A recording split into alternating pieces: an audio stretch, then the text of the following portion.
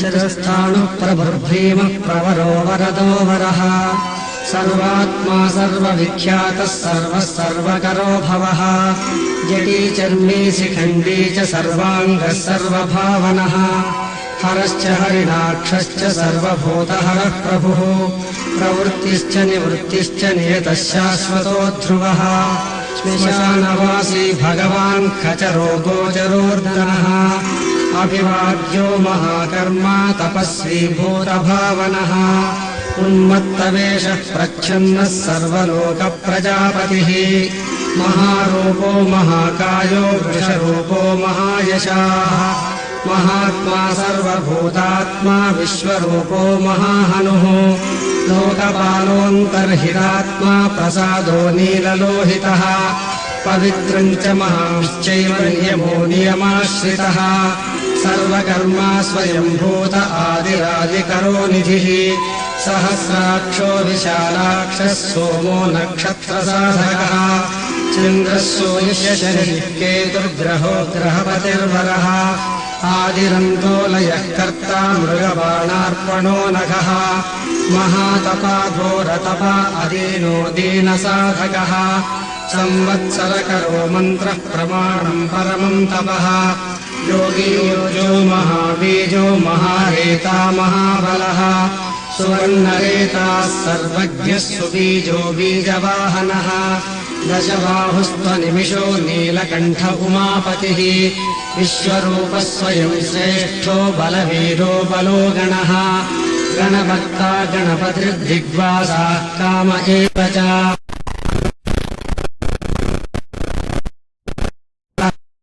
कमण्डलुधरो धन्वी बाणहस्तः कपालवान् अशनीशतघ्नी खड्गी पट्टसी चायुधी महान् श्रुवहस्तः स्वरूपश्च तेजस्तेजस्करो निधिः उष्णीषी च सुवक्त्रश्च उदग्रोऽपि नतस्तथा दीर्घश्च हरिकेशश्च सुतीर्थः कृष्ण एव च शृगालरूपः सिद्धार्थो मुण्डः सर्वश्वङ्करः अजश्च बहुरूपश्च गङ्गाधारी कपर्द्यपि ऊर्ध्वरेता ऊर्ध्वलिङ्ग ऊर्ध्वशायी नभस्थलः त्रिजटश्चीरवासाश्च रुद्रः सेनापतिर्विभुः नक्तम् च रोहश्चरश्च दिग्ममन्युः सुवर्चसः गजः दैत्यः कालो लोकधाता गुणाकरः सिंहशार्दूलरूपश्च व्याघ्रजन्माम्बरावृतः कालयोगी महानाथः सर्वकामश्चतुष्पथः निशाचरः प्रेतचारी भूतचारी महेश्वरः बहुभूतो बहुधरः स्वर्भानुरमितो गतिः नृत्यप्रियो नित्यनर्तो नर्तकः सर्वलालसः महाघोरतपाशूरो नित्यो नीहो निरालयः सहस्रहस्तो विजयो व्यवसायो ह्यतन्द्रितः अमर्षणो मर्षणात्मा यज्ञः कामनाशकः दक्षयागापहारी च सुसहो मध्यमस्तथा तेजोपहारी बलः मुदितोऽर्थो जितो वरः गम्भीरघोषो गम्भीरो गम्भीरबलवाहनः न्यग्रोधरूपो न्यग्रोधवृक्षकर्णस्थितिर्विभुः सुतीक्ष्णदशन चैव महाकायो महाननः विश्वक्सेनो हरिर्यज्ञः संयुगापीडवाहनः तीक्ष्णतापश्च हर्यश्वः सहायः कर्मकालवित् विष्णुप्रसादितो यज्ञः समुद्रो बडवामुखः हुताशनसहायश्च प्रशान्तात्मा हुताशनः उग्रतेजा महातेजा जन्यो विजयकालवित् ज्योतिषामयनम् सिद्धिः सर्वविग्रह एव च शिखी मुण्डी जडी ज्वाली मूर्तिजो मूर्धगोबली वेणवी वनवीताली खेली कालकटङ्कटः नक्षत्रविग्रहमतिर्गुणबुद्धिर्लयोगमः प्रजापतिर्विश्वबाहुर्विभागः सर्वतोमुखः विमोचनः सुसरणो हिरण्यकवचोद्भवः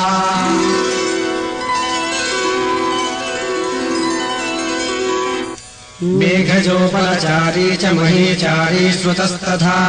सर्वतोर्यम्योदी च सर्ववाद्यपरिग्रहः व्याळरूपो गुहावासी गुहामाली तरङ्गवित् त्रिदशकालदृक्सर्व कर्मबन्धविमोचनः बन्धनस्त्वसुरेन्द्राणाम् विधिशत्रुविनाशनः साङ्ख्यप्रसादो दुर्वासा सर्वसाधुनिषेवितः प्रस्कन्दनो विभागज्ञो ह्यतुल्यो यज्ञभागवित् सर्ववासः सर्वचारी दुर्वासा वासवो मरः हैमो हेमकरो यज्ञः सर्वधारी धरोत्तमः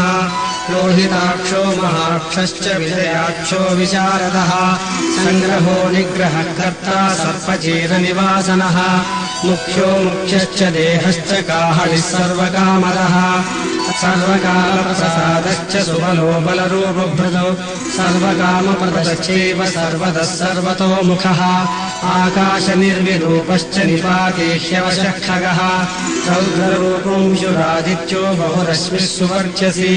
वसुवेगो महावेगो मनोवेगो निशाचरः सर्ववासी स्त्रियावासी उपदेशकरो करः मुनिरात्मा निरालोकः सम्भग्रश्च सहस्रदः पक्षी च पक्षरूपश्च अतिदीप्तो विशाम्पतिः उन्मादो मदनः कामो शश्वत्थोऽर्थकरो यशः वामदेवश्च वामश्च प्राग्दक्षिण उदङ्मुखः सिद्धयोगी महर्षिश्च सिद्धार्थः सिद्धसाधकः भिक्षुश्च भिक्षुरूपश्च विपुणो मृदुरव्ययः महासेनो विशाखश्च षष्टिभागो गवाम्बलिः वज्रहस्तश्च विष्कम्भो च मे स्तम्भन एव च वृत्तावृत्तकरस्तालो मधुर्मधुकलोचनः वाचस्पत्यो वाचसनो नित्यमाश्रितपूजितः ब्रह्मचारी लोकचारी सर्वचारी विचारवित् ईशान ईश्वरः कालो निशाचारी पिनाकभृत् निमित्तस्थो निमित्तम् च नन्दिम् नन्दिकरो हरिः नन्दीश्वरश्च नन्दी च नन्दनो नन्दिवर्धनः भगहारी निहन्ता च कालो ब्रह्मा पितामहः चतुर्मुखो महालिङ्गश्चारुलिङ्गस्तथैव च लिङ्गाध्यक्षसुराध्यक्षो योगाध्यक्षो युगावहः बीजाध्यक्षो बीजकर्ता अध्यात्मानुगतो बलः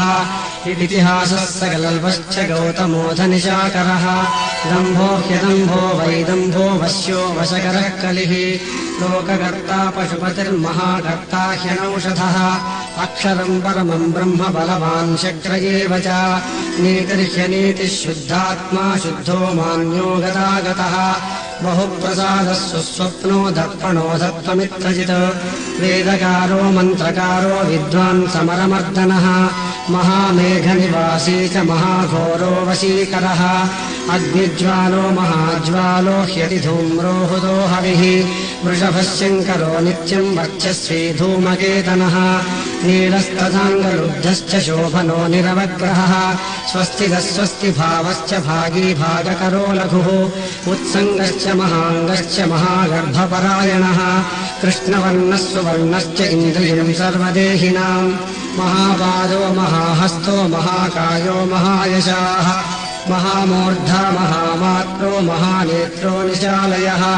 महान्तको महाकर्णो महोष्ठश्च महाहनुः महानासो महाकम्बुर्महाग्रीवश्मशानभाग महावक्षा महारस्को ह्यन्तरात्मा मृगालयः लम्बनो लम्बितोष्टश्च महामायः पयोनिधिः महादन्तो महादंष्ट्रो महाजिह्वो महामुखः महानखो महारोमा महाकेशो महाजटः प्रसन्नश्च प्रसादश्च प्रत्ययो गिरिसाधनः स्नेहनो स्नेहनश्चैव अजितश्च महामुनिः वृक्षकारो वृक्षकेतुर्नो वायुवाहनः गण्डरे मेरुधामा च देवाधिपतिरेव च अथर्वशीर्षः सामान्यसहस्रामिते क्षणः यजुर्पादभुजो गुह्यः प्रकाशो जङ्गमस्तथा अमोघार्थः प्रसादश्च अभिगम्यः सुदर्शनः उपकारप्रियः सर्वः कनकः काञ्चनच्छविः नाभिर्नन्दिकरो भावः पुष्करस्थपति स्थिरः द्वादशस्त्रासनश्चाद्यो यज्ञो यज्ञसमाहितः नक्तम् कलिश्च कालश्च मकरः कालपूजितः सगणो गणकारश्च भूतवाहनसारथिः भस्माशयो भस्मगोप्ता भस्मभूतस्तरुर्गणः लोकपालस्तथा लोको महात्मा सर्वपूजितः शुक्लस्त्रीशुक्लसम्पन्नः शुचिर्भूतनिषेवितः आश्रमस्थः क्रियावस्थो विश्वकर्ममतिर्वरः विशालशाखस्ताम्रोष्टो ह्यम्बुजालः सुनिश्चलः कविलः शुक्ल आयुश्चैव परोपरः गन्धर्वो ह्यमितस्ताक्षः सुविघ्नेयः सुशारदः परश्वथायुधो देवो ह्यनुकारे सुबान्धवः कुम्भवीणो महाक्रोध ऊर्ध्वरेता जलेशयः उग्रो वंशकरो वंशो वंशनादो ह्यनिन्दितः सर्वाङ्गरूपो मायावी सुहृदो ह्यनिरोनलः बन्धनो बन्धकर्ता च सुबन्धनविमोचनः स यज्ञारिः स कामारिर्महादंष्ट्रो महायुधः बहुधा निन्दितः सर्वः शङ्करश्चन्द्रशेखरः अमरेशो महादेवो विश्वदेवः सुरारिः अहिर्बुद्ध्योनिलाभश्च चेकितानो हरिस्तथा अयैकपाच्च कापाली त्रिशङ्कुलजितः शिवः धन्वन्तरिर्धूमकेतुस्कन्दो वैश्रवणस्तथा दाता शक्रश्च विष्णुश्च मित्रस्त्वष्टा ध्रुवोधरः प्रभावः सर्वगो वायुरर्यमासविता रविः पुषङ्गुश्च विधाता च मान्धाता भूतभावनः विभुर्वर्णविभावी च सर्वकामगुणावहः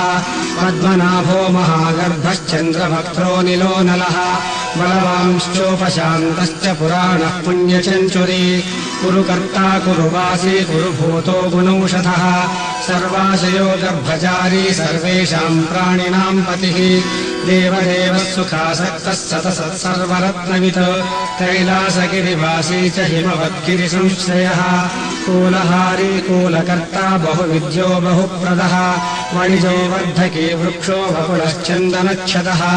सारग्रीवो महाचतुरलोलश्च महंषधः सिद्धार्थकारी सिद्धार्थश्छन्दो व्याकरणोत्तरः सिंहनादः सिंहदंष्ट्रः सिंहकः सिंहवाहनः प्रभावात्मा जगत्कालः कालो लोकहितस्तरुः सारङ्गो नवचक्राङ्गः केतुमाली सभावनः भूतालयो भूतपतिरहोरात्रमनन्दितः वाहिता सर्वभूतानाम् निलयश्च विभुर्भुवः अमोघः संयतोह्यश्वो भोजनः प्राणधारणः धृतिमान्मतिमान् दक्षः सत्कृतश्च युगाधिपः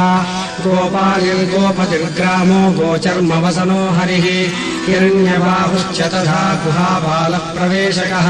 प्रकुष्टालिर्महाहर्षो जितगामो जितेन्द्रियः गान्धारश्च सुवासश्च तपः सक्तो रतिर्नरः महागीतो महानृत्यो ह्यप्सरो गणसेवितः महाकेतुर्महाधातुर्नैकसानुचरश्चलः आवेदनीय आवेशः सर्वगन्धसुधावहः तोरणस्तारणो वातः परिधिपतिखेचरः संयोगवर्धनो वृद्धो ह्यतिवृद्धो गुणाधिकः नित्य आत्मा सहायश्च देवासुरपतिः पतिः युक्तश्च युक्तबाहुश्च देवो दिवि सुपर्वणः आषाढश्च सुषाढश्च ध्रुवोधारिणो हरः वपुरावर्तमानेभ्यो वसुश्रेष्ठो महापथः शिरोहारी विमर्शश्च सर्वलक्षणलक्षितः अक्षश्च रथयोगी च सर्वयोगी महाबलः समाम्नायो समाम्नायस्तीर्थदेवो महारथः निर्जीवो जीवनो मन्त्रः शुभाक्षो बहुकर्कशः रत्नप्रभूतो रक्ताङ्गो महान्नवनिपानवित् मूलम् विशालो ह्यमृतो व्यक्तास्तपोनिधिः आरोहणोऽधिरोहश्च शीलधारी महायशाः सेनाकल्पो महाकल्पो योगो योगकरो हरिः युगरूपो महारूपो महानागहनो वधः न्यायनिर्वहणः पालः पण्डितो ह्यचलोपमः बहुमालो महामालः शशिहरिसुलोचनः विस्तारो लवणः कूपस्त्रियुगः सफलोदयः त्रिलोचनो विषण्णाङ्गो मणिविद्धो जटाधरः बिन्दुर्विसर्गः सुमुखः शरः सर्वायुधः सहः निवेदनः सुखाजातः सुगन्धारो महाधनुः गन्धसारी च भगवानुत्थानः सर्वकर्मणाम् मन्धानो बहुलो वायुः सकलो सर्वलोचनः करस्तालः करस्थाली ऊर्ध्वसंहननो महान् क्षत्रम् सुक्षत्रो विख्यातो लोकः सर्वाश्रयक्रमः मुण्डो विरूपो विकृतो दण्डी कुण्डी विकुर्वणः हर्यक्षकुभो वज्री शिरजिह्वः सहस्रपात् सहस्रमूर्धा देवेन्द्रः सर्वदेवमयो गुरुः सहस्रबाहुः सर्वाङ्गः शरण्यः सर्वलोककृतो पवित्रम् त्रिगकुन्मन्त्रः कनिष्ठः कृष्णपिङ्गलः ब्रह्मदण्डविनिर्माता शतघ्नेपाशशक्तिमान् पद्मगर्भो महागर्भो ब्रह्मगर्भो जलोद्भवः व्यवस्थिर्ब्रह्मकृद्ब्रह्मी ब्रह्मविद्ब्राह्मणो गतिः अनन्तरूपश्चैकात्मा तिग्मतेजा स्वयम्भुवः ऊर्ध्वगात्मा पशुपतिर्वातरम्भा मनोजवः चन्दनी पद्मनालाग्रस्वरभ्युत्तरणो नरः कर्णिकारमहास्रग्वी नीलमौलिः पिनाकभृतो उमापतिरुमाकान्तो जाह्नवी भृदुमाधवः वरो वरार्हो वरदो वरेण्यः सुमहास्वनः महाप्रसादो ममरश्चत्रुः श्वेतपिङ्गलः प्रीतात्मा परमात्मा च प्रयतात्मा प्रधानभृतो सर्वपार्श्वहस्त्यक्षो धर्मसाधारणो वरः चराचरात्मा सूक्ष्मात्मा अमृतो गोवृषेश्वरः साध्यर्षिर्वसुरादित्यो विवस्वान् सवितामृतः व्यासः सर्गस्व सङ्क्षेपो विस्तरः पर्ययो नरः ऋतुः संवत्सरो मासः पक्षः सङ्ख्यासमापनः कलाकाष्ठालवामात्रा मुहूर्ताः क्षराक्षणाः विश्वक्षेत्रम् प्रजाबीजम् लिङ्गमाद्यः सुनिर्गमः सरसद्व्यक्तमव्यक्तम् पिता माता पितामहः स्वर्गद्वारम् प्रजाद्वारम् मोक्षद्वारम् त्रिविष्टपम् निर्वाणम् ह्लादनम् चैव ब्रह्मलोकः परागतिः देवासुरविनिर्माता देवासुरपरायणः